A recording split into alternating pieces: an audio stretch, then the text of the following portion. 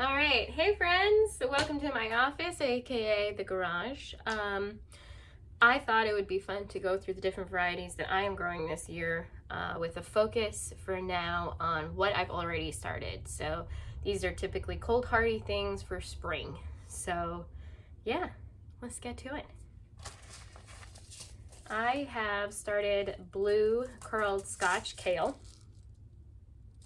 which is a staple in my garden. It has a decent flavor. It is very cold hardy. You will find that plants that have curled leaves on them, like blue Scotch curled kale, curly parsley, Savoy cabbage, tend to be more cold tolerant in general. So that's kind of neat. But yeah, lots of kale in the future. Something that's new for me this growing season is celery. The variety that I'm growing is Deline. And if I don't pronounce these right, do not come for me. I'm one of those people that I haven't heard it pronounced, so I'm trying my best. I've never grown celery before.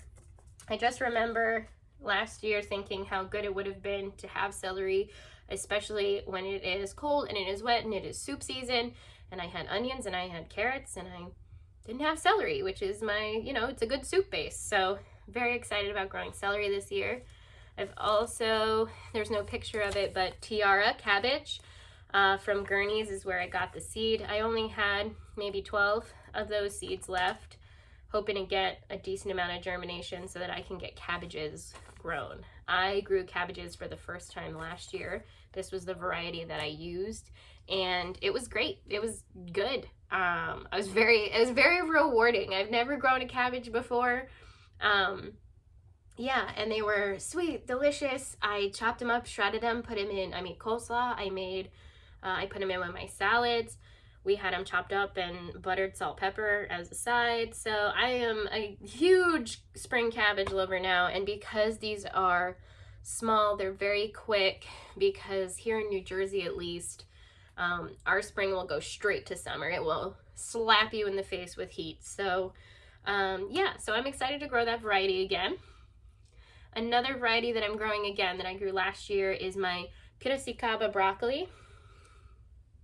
It is a sprouting type of broccoli, so it might form, and as you'll see in this picture here, a loose head made of multiple florets, but this was one that was very sweet, very tender from the gate. Yeah, it was a cut and come again style broccoli. You could go out there, hack off a few of the long stems. Again, the stems were very tender, and just eat the whole thing. Steam it and eat the whole thing. So good. My son Julian, actually, who's 4, would actually go out, pick the broccoli, and just eat it. Just eat it raw. So we're very excited to have that back again. So I did start those seeds. Something that's not a vegetable that I did start is Heliopsis. I started that as well. I only have 6 seeds left. I'm pulling them up now to make sure I don't miss anything. But yeah, so oh look, the kale germinated.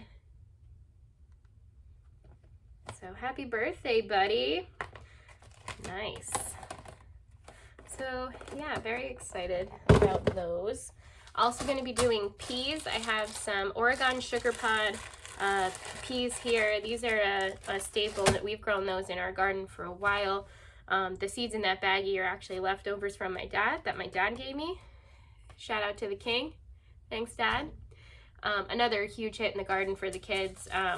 Julian will just go out, and once I show him where to find them, he'll just pick them like crazy. Doesn't matter what size they are. If he wants them, he's getting them. So that's pretty cool. I haven't started anything else yet, but I do intend to start fairly soon my lettuces. So I'll be growing again this year Butter Crunch, Bronze Beauty. It's really too pretty not to grow. As well as Magenta. So Magenta is like a darker leaf lettuce as well. Plus I have a salad mix here that I'm going to probably try as well, that I won't separate out the way that I will these. These I'll separate out and to individuals, and they will grow like head lettuces, and then I will pick the heads as we need them. But I'm thinking of doing these more as baby greens for salad. So we'll see. Very exciting there. Other greens that I'm going to be starting are going to be spinach. This variety is Monstreux de Virolet. A little fancy. Again, if I pronounce it wrong, don't come for me. I'm trying my best. But this is a French heirloom variety. I grew this last year with a lot of success. It overwintered the season before pretty well. I did have it under cover, under plastic row cover. But yeah, just a good classic spinach. I don't really know if it was neither quick to bolt nor slow to bolt. I think it bolted at just the right time, if that makes sense. So it grows pretty well in our spring. I can start it as early as February here and just get the seeds in the ground, and they'll probably germinate. They might take a little bit longer because it's colder, but they should be germinating soon, and we'll be in spinach from March and April and May. The cutoff, I think, for my season when it gets really, really hot is June. So yeah, I'll be excited about that. I also have another variety of spinach, Abundant Bloomsdale, which is supposed to be another classic heirloom variety to try. So I am very excited to try that as well. The root crops that I'm going to be growing, it's going to be turnip. This particular turnip, which is Bol d'Or, again, sorry if I'm butchering this. It's a yellow flesh turnip, which means it's slightly sweeter. Think of it in terms of closer to maybe a rutabaga than an actual turnip, like a white flesh salad turnip, you know what I mean? It's not going to have that pungency. So they can get large, as you'll see in this picture here, but I will most likely pick them when they're about fist size or less. But yeah, a good turnip to have if you're doing mashed turnips, or if you want to cut it up and put it into soups. My mama did that a lot with soups growing up, so that's what I'm looking forward to. I'm looking forward to putting it in soup. Some other things we're going. Avalanche beet. Now, if you know me, you know I don't like beets. Beets taste like dirt. Not a huge fan. But I bought it because here, this is what it says. It says, these sweet beets have a mild flavor that can make a beet lover out of anyone. I'm going to put it to the test. We're going to see. Worst case scenario, if I don't like them and I don't want to waste them, I might slice them really thin, dehydrate them, and powder them. And then put them in a mix of other powdered vegetables and just mix those into soups. Hide them in smoothies, things like that. But I'm going to give it a shot. It's not as sweet as I think sugar beets, which I think is what they're called, like an albino beet. But I'm going to give it a shot. We're going to try it. Oh yeah, we got carrots. So we're going to do carrots again this year. I had great success with carrots last year and the year before. And I don't have particularly deep beds. It's a no-dig bed. I just put fresh compost on it. I know that a lot of people can struggle with carrots, and I think that, you know, to get them to germinate and different things like that, the timing, the spacing. But as long as you give them the proper space and you do keep them moist for the germination period, you should be okay. I've never loosened my soil or any of that, or dug it in.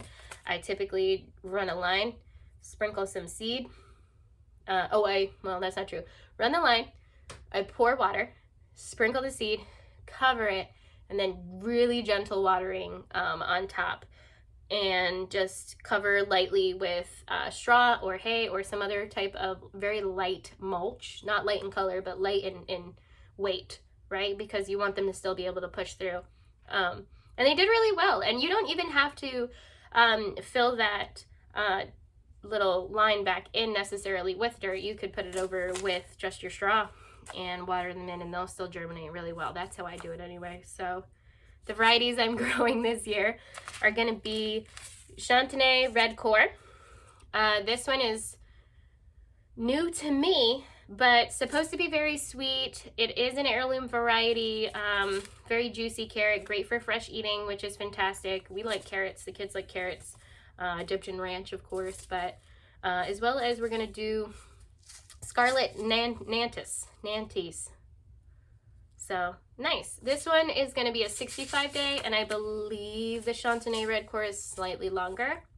But I'm very excited either way to have them. So those are the carrots I'll be growing this year and giving a shot. We also have our beans. So I won't plant beans until I'm 100% sure that our frost is over. So that's going to look like closer to Penelope's birthday, which is the last week in April. Or May 1st. Like, I might wait. I don't know. I don't want to risk it. Beans do not like frost. Not like peas. Peas can handle it. Peas are tough, but not beans. Beans are soft and gentle, much like myself. So we'll be doing Kalima as well as Tavera. So both of these are a French fillet style bean. I have had the Kalima before and thoroughly enjoyed it. It does not produce a lot all at once, so you do have to have a fair amount of plants, which is kind of a bummer, but what it does produce is absolutely delicious. So I am going to be growing those again regardless because they taste good and I want to eat stuff that tastes good. Yeah, I think that is it for things that I'm growing in the garden right now that are going to be cold hardy. They're going to be able to really, take some punches. So yeah, next video I will go over maybe flowers, and then I will have a separate video for my peppers and my tomatoes. But thank you for popping in. I'm excited for this growing season. I'm excited for the spring. We've got so much going on, and if there's anything that you're growing that you're excited about, I would love to hear about it. Talk to you soon. Bye.